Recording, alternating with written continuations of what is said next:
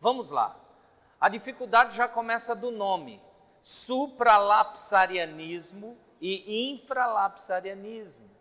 É difícil até explicar o significado dos nomes, então, na verdade, a gente precisa dizer o que esse posicionamento, ou esses dois posicionamentos doutrinários, eles estão ligados a quê?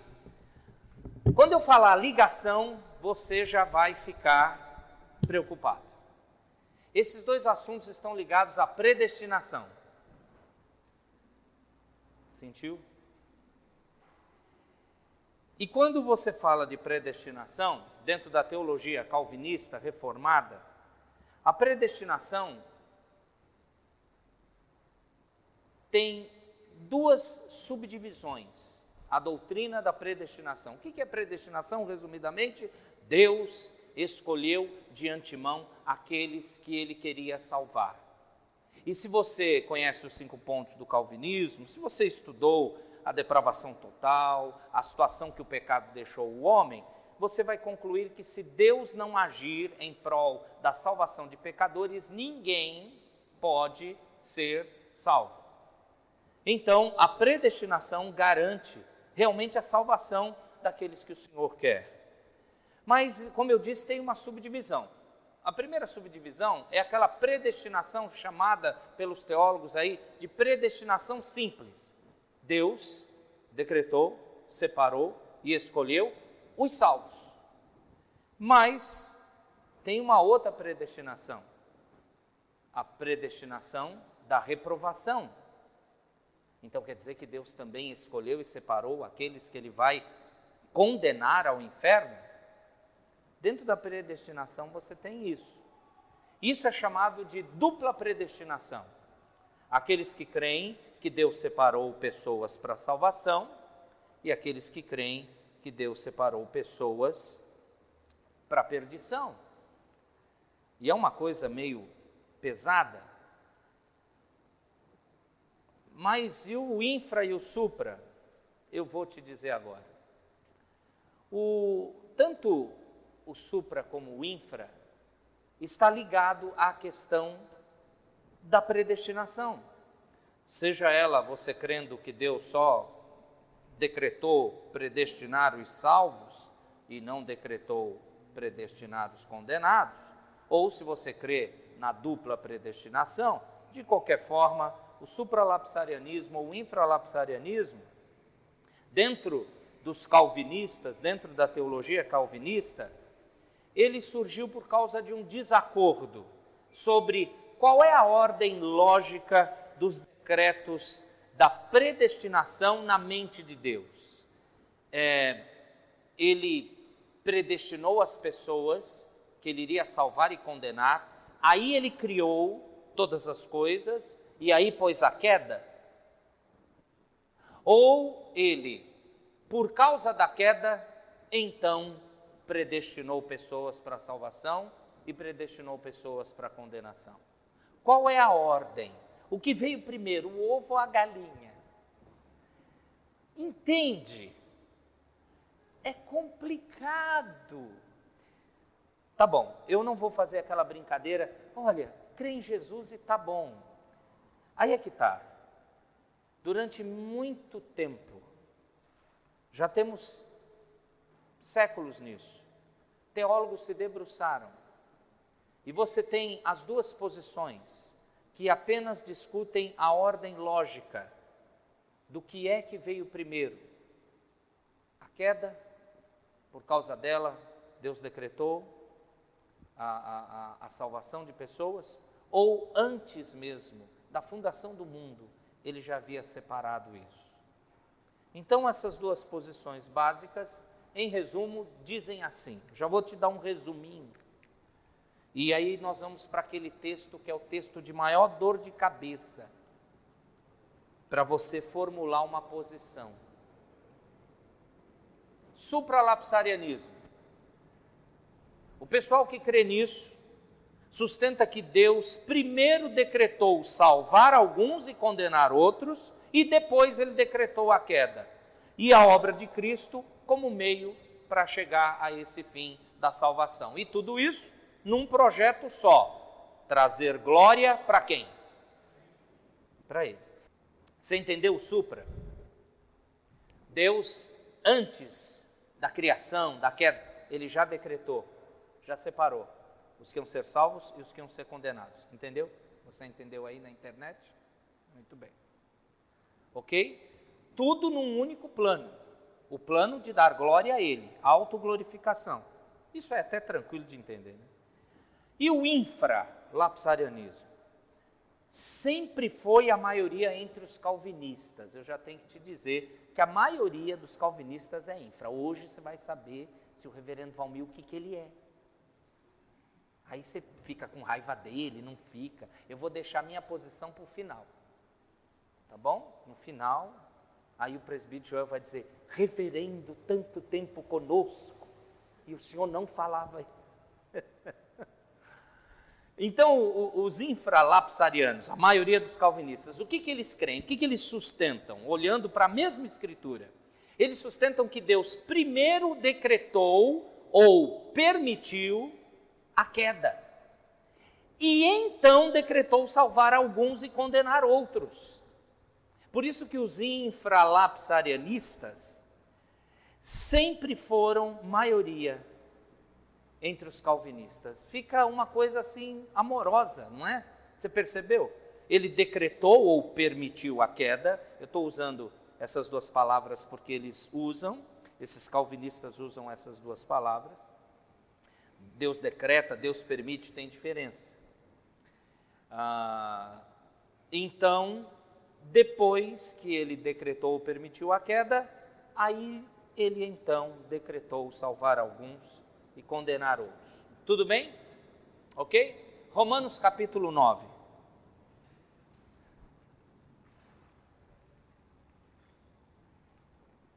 E eu não vou eu vou deixar por sua conta você estudar o contexto.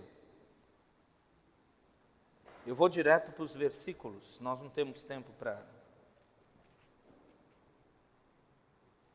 fazer um estudo de um texto só, tem vários para dar uma olhada. Romanos capítulo 9.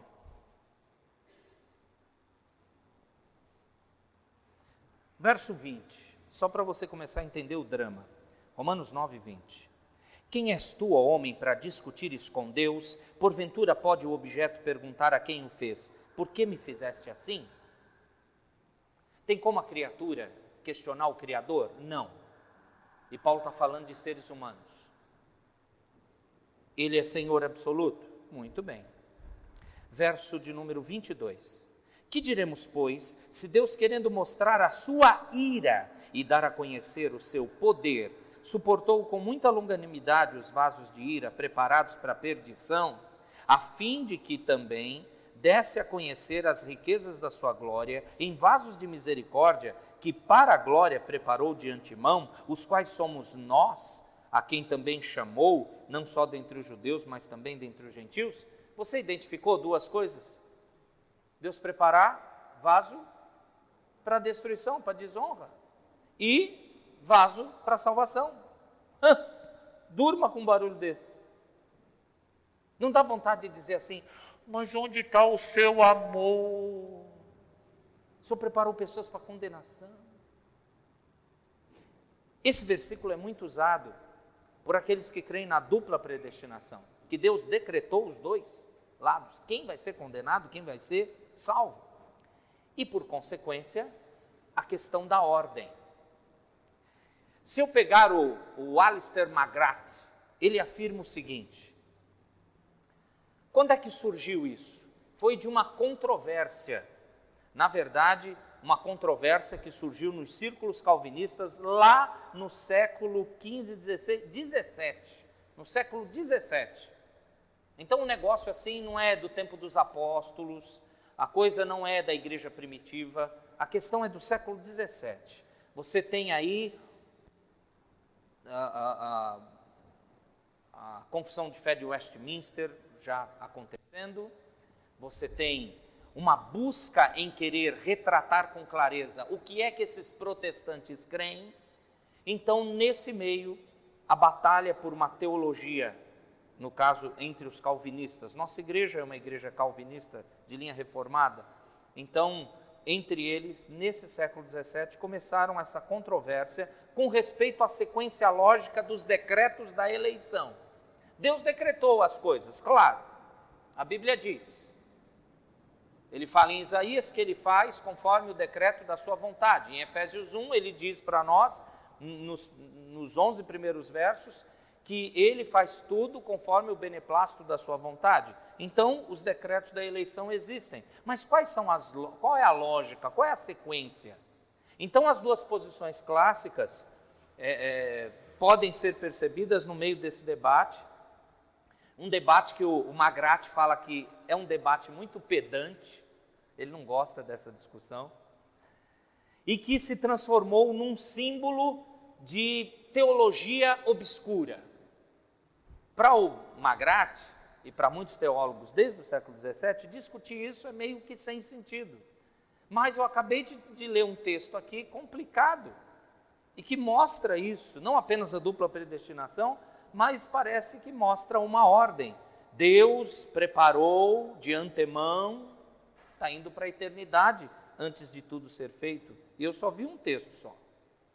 Então, historicamente, a primeira posição, o infralapsarianismo, é ligado a um grande teólogo, François Turrentini. Ele viveu de 1623 a 1687. E ele afirmava que a eleição pressupõe a queda da humanidade. Então, os decretos da eleição voltam-se para toda a humanidade como uma massa de pecados. Todo mundo é pecador. Nascemos em pecado. Um texto que se apoia nisso é o Salmo 51. Em pecado eu nasci, em pecado me concebeu minha mãe. Outro texto, Romanos 3, 23. Todos pecaram e carecem da glória de Deus. Então, essa massa pecadora, em outras palavras, a decisão de Deus de predestinar alguns para a eleição e outros para a condenação é uma reação à queda. Os seres humanos caídos são o objeto dessa decisão. Então, repetindo, toda a humanidade é pecadora.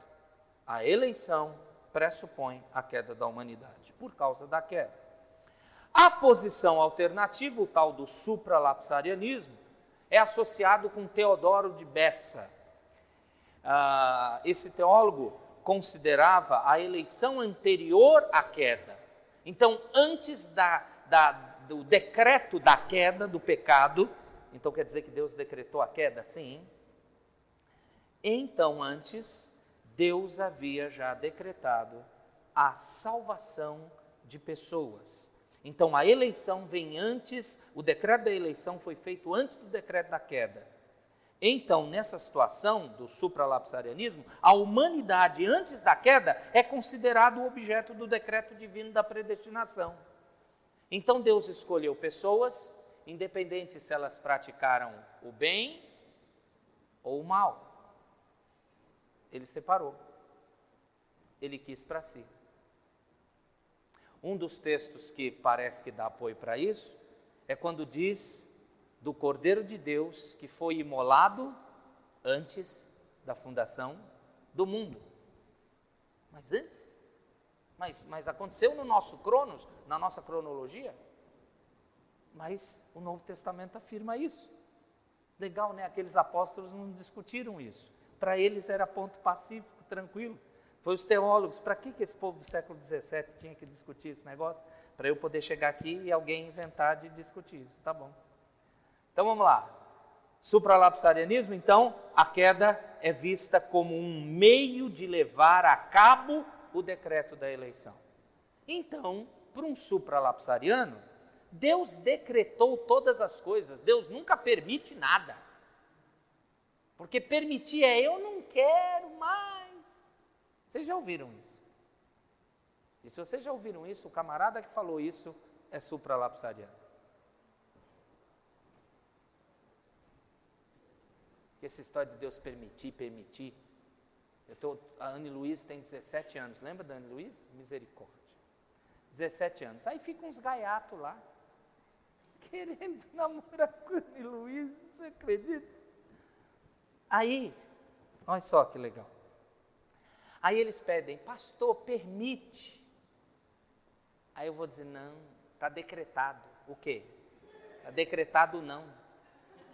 E ela é menina crente, obediente. Ela, sim, porque se ela desobedecer, ela quebra o círculo de proteção de Efésios 6. E se não obedecer aos vossos pais do Senhor, não aplica a justiça de Deus. E aí não vive bem e vai ser de curta vida sobre a terra. Porque é o primeiro mandamento com promessa de Êxodo 20. É só ler Efésios 6. Então permitir, eu não quero, mas eu deixo. Coitado desses pais de filho adolescente. Ai, pastor, sabe o que é? Na minha igreja tem um monte. Eu falo assim, para de usar essa palavra me dá ojeriza. Permitir. Decreta, irmão. Não.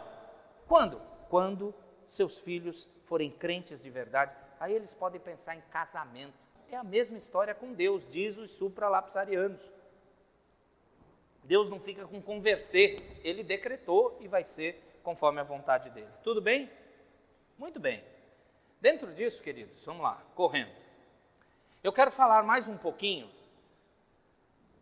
de cada uma das duas posições. E aí nós vamos dar uma olhada em alguns textos. Me ajudem, tá? Porque são muitos textos, então você pega um texto, outro pega outro texto, e a gente ouve a leitura. Posição supralapsariana. Existem alguns argumentos em favor dessa posição.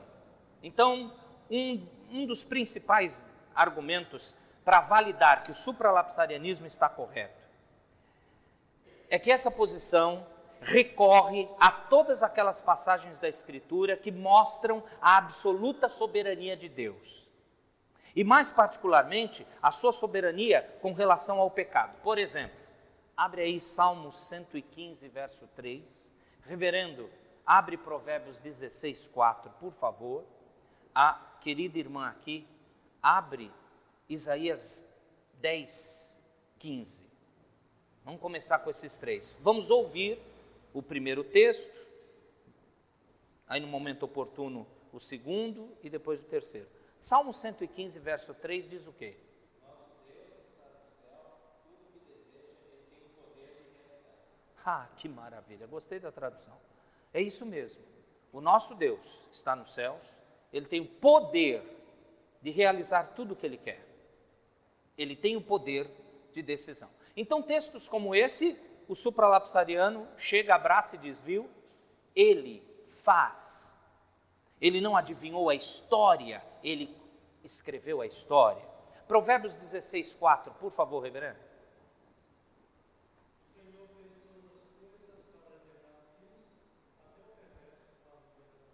Aliás, esse é um dos textos terroristas de Deus. Não tem só no Novo Testamento. Provérbios 16, 4, marque isso aí na sua Bíblia porque é complicado.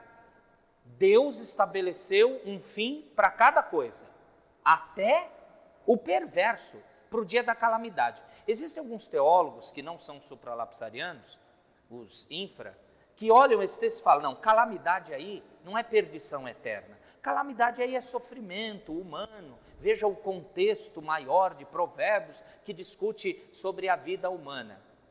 Tá. Só que o abacaxi que o supralapsariano vê é o seguinte, por que a palavra perverso? Podia ter dito assim, o ser humano. O ser humano preparou para sofrer. Aliás, no próprio livro de Provérbios e em Eclesiastes, porque é o mesmo autor, Salomão, ele faz essa comparação, que sofrer faz parte da vida de todo ser humano. Só que nesse danado desse texto, ele usa, Deus preparou tudo para um determinado fim. Até, e aí coloca uma coisa inesperada, até o perverso, o pecador, o ímpio, é intercambiável. Você pode traduzir a palavra do hebraico que é traduzida aí na nossa revista atualizada. É revista atualizada, né, Rev? Essa aí? É isso mesmo. O que foi traduzido para perverso, você pode traduzir para ímpio, sem nenhum problema. Então só pode ser essa condenação, além do sofrimento das consequências do pecado. Aqui, a condenação eterna. Deus preparou isso. Que coisa, não é? Então o supralapsariano lê esse texto e fala, Deus decretou tudo. E ele decretou primeiro quem ia ser salvo e decretou depois as coisas, as demais coisas como a queda. Isaías 10:15, querida, por favor.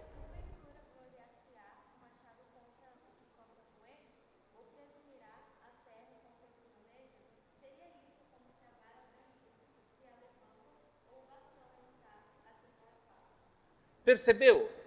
Esses objetos inanimados são criaturas. Como o machado vai se exaltar? Ó, como eu corto bem a árvore. Ridículo, só em desenho que você põe seu filho para ver, não é? Ou como alguns crentes põem aí boneco falando que precisa de Jesus. Para que eu fui lembrar disso? É que eu não aguento esse negócio.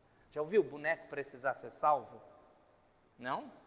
Boneco, boneca, espantalho, não? Mas tem uma igreja aí que há muito tempo atrás ensinou crianças a aceitarem Jesus, porque os bonecos, os brinquedos de uma escolinha criam em Jesus. Pois é, esse texto está falando, Deus está falando aí, que a criação, um violão, imagina esse violão pulando aqui, dizendo como eu toco bem. A gente ia sair correndo. O presbítero Joel ia ser o primeiro, ele nem ia pôr mais a mão nesse violão. Que negócio. Então, tão ridículo quanto isso que eu acabei de falar, é o que o texto quer dizer. Então ele está falando, e o supralapsariano lê esse texto e vê assim, olha, é Deus dizendo, não tem como a criatura se exaltar, é o Criador dela que se exalta, porque ele decretou, ordenou isso. Muito bem, tá bom, eu tenho uma lista interminável, depois eu posso deixar com o pessoal aí os slides, são muitos textos, mas deu para entender? Ok, até o Romanos 9, 17 e 19 a 21, eu já li um pouco eles, serve para isso. Então, qual que é a ênfase no supralapsarianismo? É uma ênfase especial na figura do oleiro, Jeremias 18, o oleiro, que se acha em mais de uma dessas passagens, a ideia daquele que molda, que cria. É uma figura não expressa meramente, é uma figura que não fala apenas da soberania de Deus em geral, mas de modo bem específico, fala da soberania de Deus na determinação da qualidade dos vasos na criação, como a gente já viu em Romanos 9. Então quer dizer que, em Romanos 9, Paulo fala de uma perspectiva anterior à criação. É ideia favorecida pelo fato de que o trabalho do oleiro é usado várias vezes na Escritura como figura da criação. Um oleiro, ele só conserta um vaso depois que ele criou o vaso. Ele pegou o barro e foi. Como o vaso não ficou do jeito que ele queria, então ele desmonta e monta de novo. É a ideia de criação. Então, o supralapsariano entende. Deus, antes da criação, já separou quem ele queria salvar, já decretou quem ele queria salvar e quem ele queria condenar. E depois veio os outros decretos. O da queda veio depois. Para quê? Para cumprir esse primeiro, Deus querer salvar pecadores. E o objetivo último é a glória dele. Muito bem. Está dando para entender? Difícil, né? Misericórdia. Depois a gente conversa com o Rafael direitinho. Muito bem. Ainda falando um pouco do oleiro, pelo fato de que o oleiro destina cada vaso para um determinado uso e lhe dá uma qualidade correspondente, o que poderia levar então a perguntarmos, embora sem nenhum direito, por que me fizeste assim? Que é a história aí do machado, né?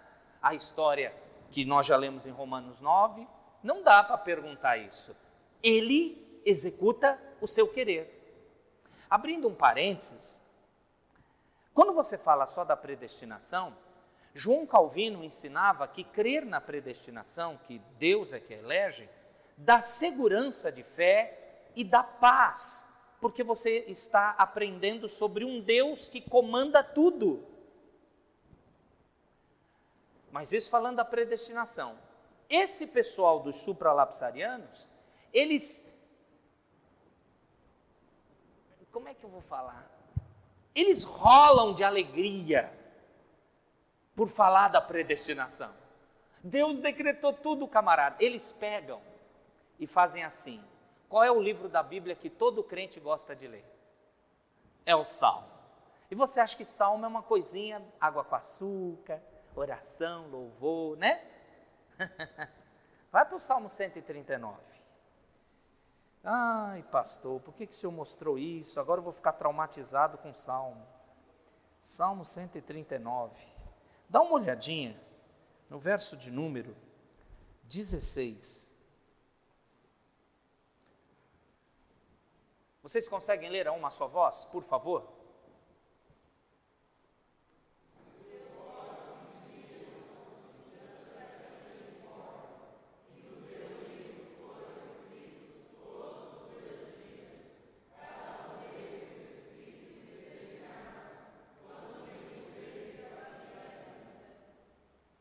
O Senhor me viu antes da minha criação. E no teu livro foram escritos quantos dos meus dias? Todos. Antes de um deles acontecer. Todos escritos e determinados. Todos. Não tem destino para um supralapsariano. Não tem acaso para um supralapsariano. Deus já preparou tudo. Fica na paz, irmão. Nós vamos para o céu, ó, aleluia! E não vai ter pecado nem crente ruim para atrapalhar nós. Essa é a minha esperança como pastor. Viu, reverendo? A esperança de poder pastorear a igreja é que Deus decretou que nós vamos chegar lá. Ele vai dar um jeito nesses crentes ruins. Vai. Se ele não der, eu... Não. Ele vai fazer alguma coisa. Você percebeu? Todos os meus dias. O ímpio olha para um supralapsariano e fala assim, isso é determinismo. Um supralapsariano odeia a trilogia De Volta para o Futuro. Porque a conclusão Quem conhece De Volta para o Futuro? Agora pegou, né, rapaz? Eu tenho também, tá lá em casa. Sabe por que um supralapsariano odeia? Porque o resumo do ensino lá do doutor maluco que volta no tempo, passado, presente, futuro e tal, é assim, no final, último filme, ele está naquela máquina que é um trem, né? Não é mais aquele carro maluco, é um trem, pá, incrível. Ele termina o filme dizendo assim, como é que é o nome do personagem lá? Não, o menino, que é feito pelo Michael, o McFly, ele diz, McFly, olha, doutor, mudou aqui a história do jornal, tal. No final, a última cena, ele, né, a foto, sei lá.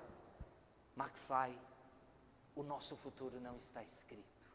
Nós fazemos o futuro. Um supralapsariano revira no túmulo. Que isso, rapaz? Deus é Deus!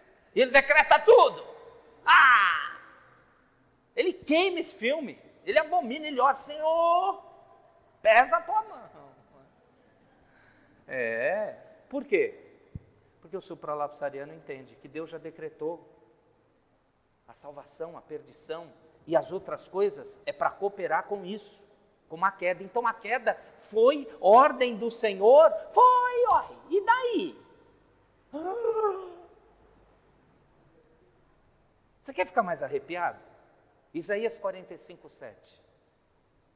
Esse é clássico, vai. Todo crente já leu assim, né?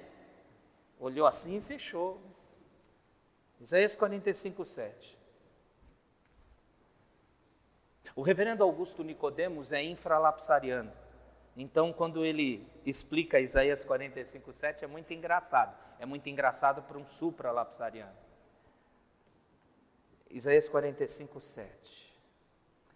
Todo mundo achou? Posso ler? É Deus falando, tá? Eu formo a luz e crio as trevas. Faço a paz e crio o mal. Eu, o Senhor, faço todas. Um supralapsariano lê esse texto e tem delírios da glória de Deus. Deus não precisa, em sua essência, ser mal para criar ou comandar o mal. Agora, ele precisa ser Deus para transformar o mal em bem. Lembre-se de Gênesis 50, vida do nosso irmãozinho José. Aí você vai para o Novo Testamento, Romanos 8, 28. Sabemos que cooperam para o bem daqueles que amam a Deus, daqueles que são chamados segundo o seu propósito. Então, para um supralapsariano, é isso aqui. Ele faz tudo. Não existe ideia maniqueísta, bem e mal, Deus e o diabo. Não. É Deus e o resto está embaixo. Por que o capeta foi bater um papinho com Deus no livro de Jó? Porque Deus decretou. E olha como o capeta é obediente, lembram? Você vai lá, você acha que ele só me louva, ele é um servo íntegro, reto, meu servo Jó, porque eu dou tudo de bom para ele? Então faz assim, tira tudo de bom, deixa ele vivo. Satanás vai e faz o quê? Quando ele volta a segunda vez, porque acaba com tudo, mas Jó está firme. A mulher dele olha para ele, amaldiçoa teu Deus e morre. Não, ele vai falar isso depois, Mas antes da mulher falar isso, ele já perdeu filhos, bens, tudo. Só tem a saúde, só o corpo. Aí Satanás volta para bater um papo e Deus diz, presta atenção, já é o capítulo 2 de Jó. Você viu, meu servo Jó, continua íntegro e reto. Mesmo você, Satanás, me impulsionando para eu fazer mal para ele. Opa, quem está fazendo mal? É Deus! Através da mão do capeta. Isso é supralapsarianismo no último. Deus decretou, Deus comanda, Deus é Deus. E aí você tem delírios de prazer no supralapsariano. Ele adora a Deus, Senhor, como o Senhor manda em tudo. Então o Senhor já preparou, em primeiro lugar, na ordem das coisas, o Senhor preparou a salvação, a escolha, antes de praticarem o bem ou o mal. Onde está escrito isso? De novo, Romanos 9, falando de Esaú e Jacó. Antes de os gêmeos terem nascido, diz o texto, Deus diz, amei Jacó e me aborreci de Esaú. E daí? Fui eu que fiz eles. Eu amo quem eu quiser.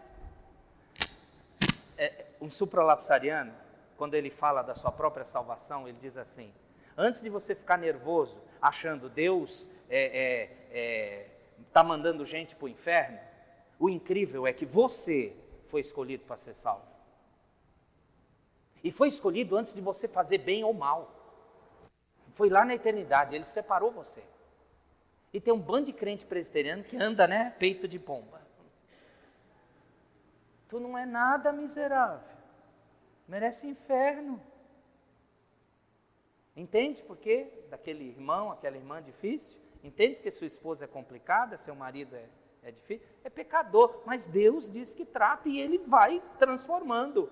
Mas Ele escolheu o quê? Segundo o supralapsarianismo, antes, e todas as outras coisas, Ele pôs o decreto depois, a queda, por exemplo. Ok? Muito bem. Quando você faz uma análise eu vou pular aqui esse negócio. Vamos para o infra. Quando você faz agora uma análise do infralapsarianismo, os argumentos a favor dele são muito legais. Olha só. Os infralapsarianos recorrem mais particularmente àquelas passagens da Escritura onde o objeto da eleição aparece numa condição de pecado e sempre em estreita relação com Cristo, como objeto da misericórdia e da graça de Deus. Por exemplo, Mateus 11, 25, Rafael, Mateus 11, 25 e 26. Querido irmãozinho aqui, seu nome? Nicolas, abre aí, por favor, João 15, 19.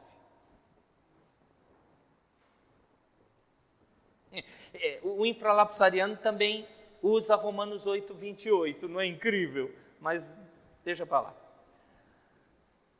Mateus 11, 25 e 26 diz o quê?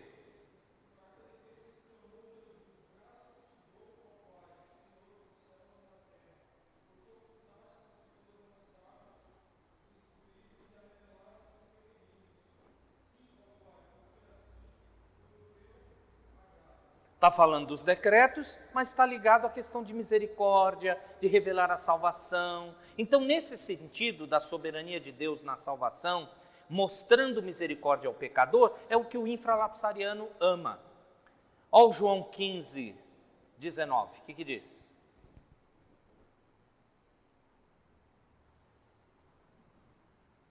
Achou aí? Aê.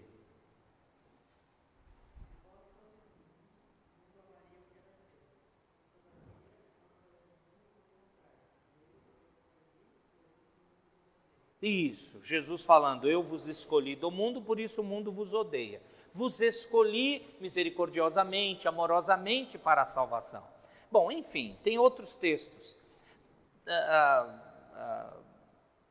Efésios 1, 4 a 12, 2 Timóteo 1, 9. Bom, enfim, essas passagens parecem implicar que no pensamento de Deus, a queda do homem precedeu a eleição de alguns para a salvação.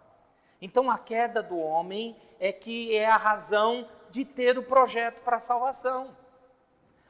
O infralapsariano não comete o pecado de dizer, foi o plano B, o plano A foi perdido em Gênesis 3, por causa do pecado, Deus fez o plano B. Não.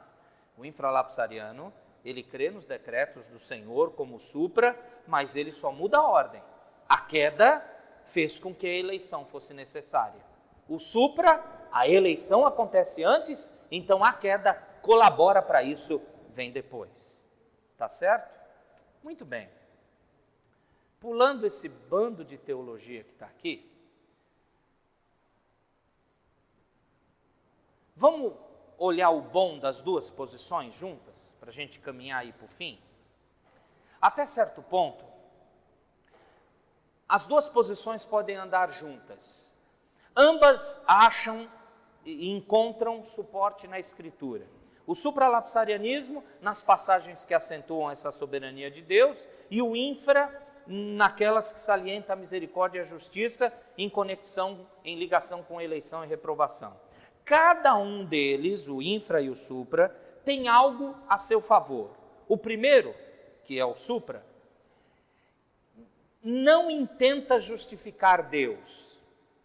Por exemplo, se ele decretou tudo, da onde veio o diabo, o mal e o pecado? Para o supra, Deus decretou, e daí? Qual o problema? Ele não justifica Deus. O infralapsariano diz assim, olha, o mal, o pecado faz parte dos decretos permissivos de Deus. Então, o infralapsariano toma o papel do advogado de Deus. O supralapsariano está nem aí, ó. Deus decretou e ponto final. Hein? Qual o problema? Ele é Deus. Tudo por causa do beneplácito da sua vontade.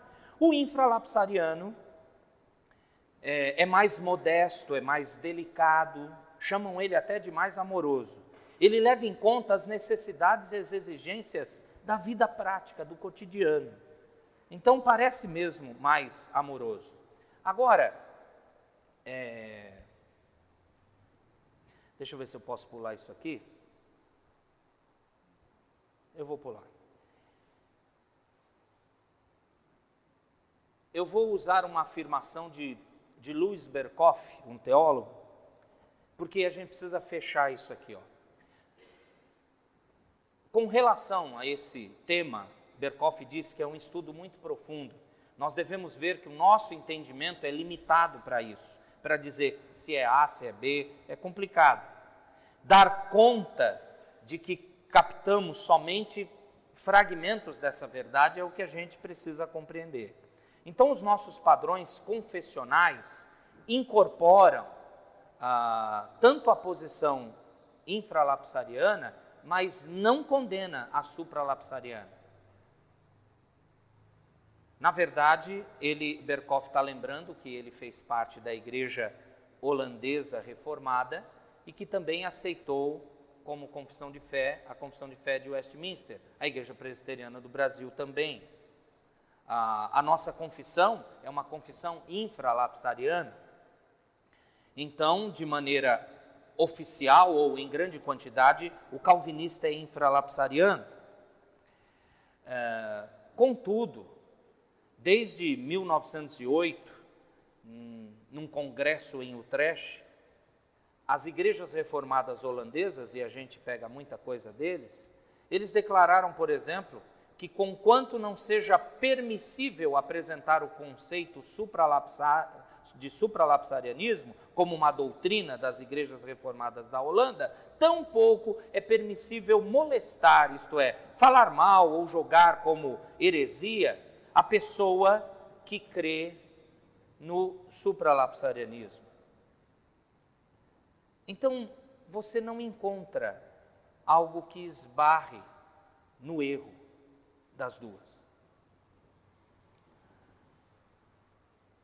O supra, Deus decretou a salvação e a perdição, e todos os outros decretos vieram depois, com o alvo último da glória de Deus. O infra, por causa da queda, Deus então decretou a predestinação, a salvação e a perdição de pessoas. Ok? Essa é a diferença básica. A sequência do pensamento lógico de Deus. Pesado. Qual que é a minha opinião? Quando você dá uma olhada mesmo nos dois, somente a ordem dos decretos eternos no supralapsarianismo, oposto ao infralapsarianismo, é consistente com o registro bíblico. Deixa eu te falar. Em primeiro lugar, a eleição de alguns pecadores para a salvação em Cristo e a condenação do restante da humanidade pecadora. Depois disso, Deus decreta a aplicação da obra redentora de Cristo aos pecadores eleitos. Em terceiro lugar, a redenção desses pecadores eleitos pela obra de Cristo efetivamente acontece. Em quarto lugar, a queda do homem torna isso real. E em quinto, a criação do mundo e do homem. Então é na eternidade que Deus já projetou todas as coisas. Ainda que todos os pensamentos sejam simultâneos, esses que eu falei ocorrem juntos na eternidade e nós não sabemos comandar ou dimensionar Deus agindo na eternidade, mesmo que isso tudo atue ao mesmo tempo na mente de Deus, a disposição lógica dos decretos eternos começa com o decreto de que Deus glorificaria a si mesmo através da salvação dos eleitos por Cristo e a destruição dos pecadores. Cada decreto subsequente é então feito como meio para o qual o anterior seja realizado, para que o anterior seja realizado. Então, logo, Deus escolheu glorificar a si mesmo, e o meio pelo qual ele seria glorificado é a salvação de alguns por Cristo e a condenação de todos os outros. O meio pelo qual o primeiro seria realizado é a obra redentora de Cristo. E o meio pelo qual a obra redentora de Cristo tem significado é a queda da humanidade. Para a queda da humanidade ser possível, Deus decretou a criação de todas as coisas, do mundo e do ser humano. Eu penso assim porque a Bíblia diz que o pecado destruiu tudo no ser humano. Então não dá para ver ninguém salvo se Deus não agir. E todas as vezes que ele coloca, como o famoso texto do Cordeiro de Deus que foi imolado antes da fundação do mundo, dá a ideia de que o objetivo da glória eterna do Senhor só pode acontecer porque ele já separou aqueles que ele queria. E o que me deixa tranquilo é que se ele separou quem ele queria salvar e ele separou quem ele queria condenar, então a minha salvação é real. O problema é que tem pessoas, tem crentes que falam assim, mas eu não sei se fulano vai ser salvo, e aí? E aí que não é seu departamento. O seu departamento é proclamação, você prega, ide por todo mundo e pregai, não é salvai, não é levar para o céu, é pregue, testemunhe. Quem crê e for batizado será salvo. Fazei discípulos, anda junto com esse povo. Vai chegar uma hora que se eles não são eleitos, a reprovação, a rebeldia vai ser tamanha que eles vão embora. Tem vezes que eles se tornam membros das nossas igrejas, mas de tanto você ficar na palavra, o que acontece? Vai embora. Eu fico tranquilo porque Deus não vai perder aqueles que Ele quer salvar, de modo algum. E nunca vai haver um ímpio dizendo assim, Senhor, eu quero ser salvo, mas o Senhor não me elegeu. Não existe isso. Os rebeldes continuarão rebeldes. E nós conhecemos muitos deles, dentro ou fora das nossas igrejas. Agora, e o crente? Mateus 7. Pelos frutos, você conhece a árvore. Não tem como enganar. Você olha para a minha vida, ai, pastor Nelson, que fruto que eu estou produzindo? Como é que é a minha família? A igreja que eu estou pastoreando? Não tenho como esconder a picaretagem. Você também não. Vai ficar evidente. Pelos frutos. E é algo da ação de Deus.